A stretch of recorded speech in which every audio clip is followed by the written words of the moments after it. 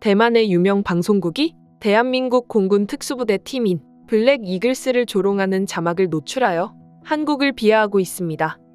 해당 방송국은 뉴스를 통해 김치기라고 불리는 한국의 T-50 훈련기가 대만의 샤오강 공항에 도착했다는 보도를 했는데요. 김치기는 단순하게 한국을 상징하는 김치와 훈련기를 합친 말입니다. 대만인들은 한국을 멸시할 때 김치라는 표현을 자주 사용하는데요. 중립적인 태도와 공정성을 가져야 하는 방송국이 한국을 조롱하는 태도로 김치라는 표현을 사용하는 것은 정말 큰 문제가 아닐 수 없습니다. 그리고 여기서 더 주목해야 될 사실은 김치를 중국어 정식 명칭인 신치로 쓰지 않고 중국의 파오차이라는 단어를 사용했다는 건데요. 파오차이는 우리나라 고유의 문화이자 음식인 김치를 중국의 것으로 만들기 위해 중국이 의도적으로 사용하는 단어입니다. 이를 위해 중국에선 판매되는 모든 김치에 대해 파오차이라는 표기를 강제하고 있죠. 이는 우리나라 기업에게도 예외가 아닙니다. 이런 중국의 동북공정을 여과 없이 받아들이는 대만인들의 모습은 자신들이 중국의 속국임을 은연중에 인정하는 모습으로 보이는데요. 해당 방송이 논란이 되자 대만 현지 방송국은 급하게 파오차이기라고 쓴 자막을 모자이크 처리하는 추태까지 보였습니다. 하지만 영상의 해시태그에는 여전히 파오차이기라는 단어가 쓰여 있죠. 해당 방송국이 한국을 폄훼하는 것은 이번이 처음이 아닙니다. 지난 4월에는 한국의 신종 코로나 바이러스 소식을 전하면서 태극기의 바이러스 형태의 CG를 합성해 논란을 일으켰습니다. 코로나 팬데믹 때 우리나라는 전 세계가 인정하는 방역 강국의 모습을 보여주었는데요. 우리는 정부와 의료 종사자, 그리고 높은 수준의 시민의식으로 코로나 바이러스를 잘 이겨냈습니다. 그런데 대만 언론의 태극기 바이러스 CG 영상은 우리나라의 방역 이미지를 망칠 뿐만 아니라 마치 한국이 코로나의 원산지인 것처럼 보이게 만드는 것이죠. 왜 이렇게 대만 언론과 대만인들은 한국을 비하할까요? 그것은 열등감에서 나오는 시기와 질투일 것입니다. 대한민국 공군 특수부대팀 블랙 이글스는 세계 각국에서 에어쇼를 선보이며 우리나라 공군의 조종 실력과 전투기의 우수함을 알리는 임무를 수행하고 있습니다. 특히 세계 3대 에어쇼로 손꼽히는 영국의 리아트 에어쇼에서 최우수상과 인기상을 받았는데요. 에어쇼는 항공산업관계 기업들이 한자리에 모여 자국의 항공 분야 기술력을 과시하고 판매 상담 및 구매 계약을 체결하는 항공우주산업의 축제의 장입니다. 34개국 38개 팀이 경합한 리아트 에어쇼에서 최우수상이라는 괄목할 만한 성과를 냈기 때문에 전 세계의 한국 공군과 전투기의 우수성을 입증하는 좋은 기회가 됐을 거라 생각합니다. 이후 폴란드와 이집트, 필리핀에서 연달아 에어쇼를 선보이며 우리나라 항공 방산 수출에 적극적인 홍보와 파트너십을 구축하고 있는데요.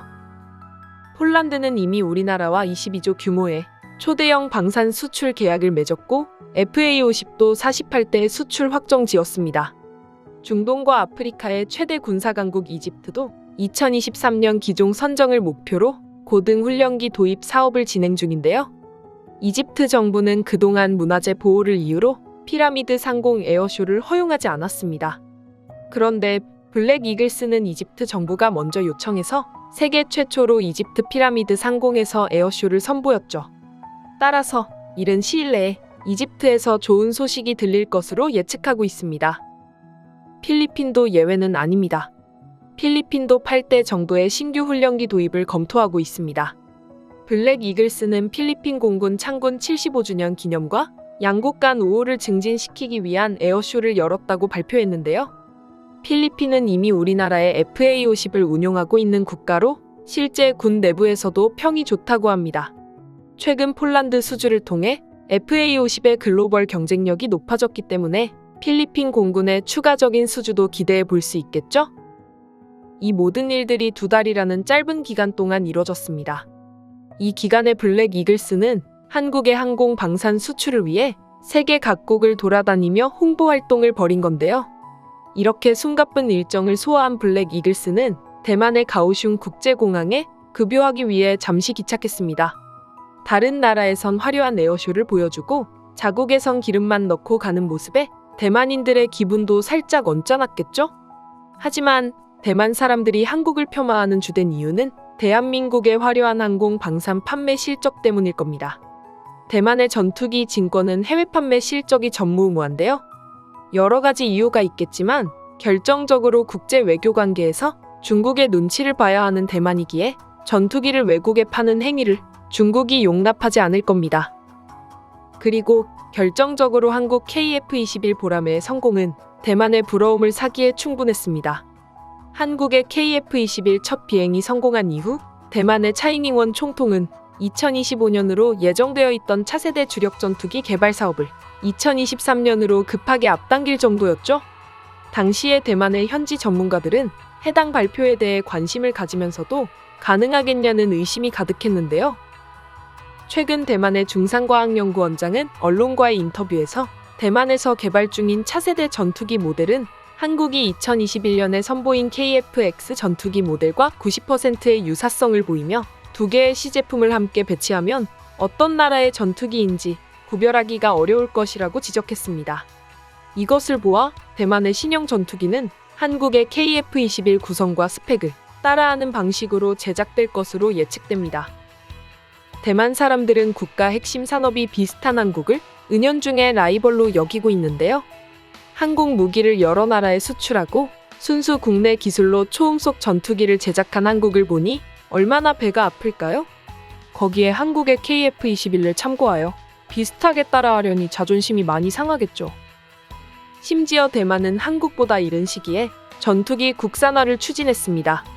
이 프로젝트를 IDF라고 부르는데요. 대만의 전투기 독자 개발 사업은 순탄치 않았습니다. 중국과 미국의 관계 때문에 미국의 제재로 엔진 개발에 난항을 겪었기 때문이죠. 그리고 우여곡절 끝에 군수 방산 업체가 아닌 민간 업체와 협력하여 국산 전투기 제작에 성공했습니다.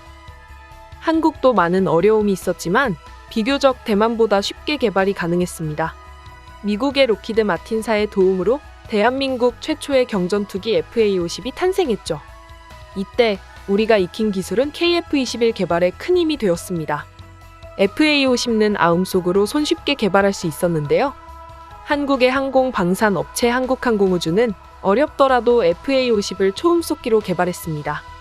그리고 초음속기 FA-50을 개발하면서 쌓은 기술이 KF-21 보라매의 독자 개발 성공의 밑 바탕이 된 것이죠. 대만의 입장에선 중국만 없었다면 자신들이 한국보다 더 잘 나갔을 것이다 라는 생각을 할 수 있습니다. 이미 GDP도 비슷한 수준이기 때문에 더더욱 그런 아쉬움이 커질 수밖에 없을 것입니다. 하지만 한국의 FA-50 KF-21과 같은 결과를 얻기 위해선 업계 종사자들의 피나는 노력과 정부와 사회의 지속적인 관심이 필요합니다. 이에 반해 대만은 2019년부터 이지스함을 구축하기 위해 245억 위안의 예산을 확보했다고 발표했는데요. 3년이 지난 지금도 기술적 어려움과 예산 부족을 문제로 시작도 못하고 있죠. 만약에 중국의 제재가 없었다면 대만이 한국 이상의 성과를 낼 수 있다고 장담할 수 있을까요? 아닐 겁니다. 하지만 대만 사람들은 그렇게 생각하고 싶지 않겠죠. 그렇기에 주유를 위해 잠시 들린 우리나라의 블랙 이글스가 더 눈엣 가시처럼 보일 겁니다. 그렇다면 해당 뉴스 기사를 접한 대만 시민들의 실제 반응은 어떨까요? IDF의 짧은 버전 같다. 여기서 IDF는 대만 자체 개발 비행기를 뜻합니다. 계속 조롱만 할 것인가? 한국처럼 초음속 엔진을 만들 수 있느냐? 여전히 한국에게 패하고 있다.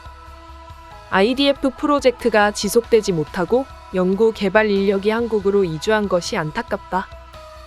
장난감 같다. 사람들이 한국으로 밀렵당해 기계를 만들었다. 한국 전투기는 대만의 디자인 팀이 만들었다. 정책 실수는 스파이보다 나쁘다. 김치기가 엔진을 못 만드는 대만보다 낫다. 이렇게 자신들의 항공산업과 한국의 항공산업을 비교하거나 한국 전투기를 비하하는 댓글들이 돋보이는데요. 몇몇의 대만 사람들은 자국의 전투기 핵심 인력들이 한국으로 이주하거나 한국의 전투기 제작을 전적으로 도와줬다고 생각하고 있었습니다. 이처럼 우리나라의 항공방산 산업이 발전함에 따라 주변국들의 시기와 질투가 극에 달하고 있습니다. 앞서 본 것처럼 한국의 우수한 기술력을 자신들이 전수해줬다고 억지 부리는 경우도 많은데요. 그들이 아무리 한국을 깎아내려도 우리는 늘 꾸준히 발전하여 KF21 양산 계획을 성공적으로 달성할 것입니다.